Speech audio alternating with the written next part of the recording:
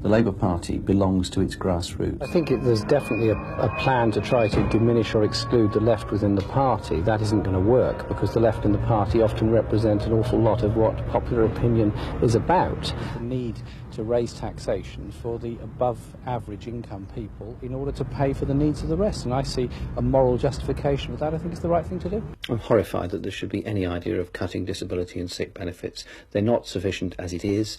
Many people live in great poverty because of the inadequate levels of benefits. It was founded as a party dedicated to the provision of universal benefits, universal housing and universal education.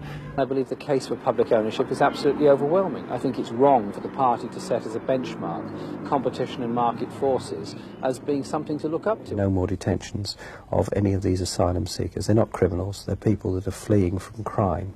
Does she not agree that people sleeping on the streets of our capital city, being charged exorbitant rents, and children being brought up in bed and breakfast hotels is a disgrace? Mr. Speaker, I announce very considerable extra expenditure to relieve homelessness. Public representatives demand the highest possible standards of public probity. £25 billion plus £50 billion running costs is an extraordinary waste of money for a weapon that can only cause death and mayhem, if ever used, against the civilian population. It is not bringing us peace and not bringing us security.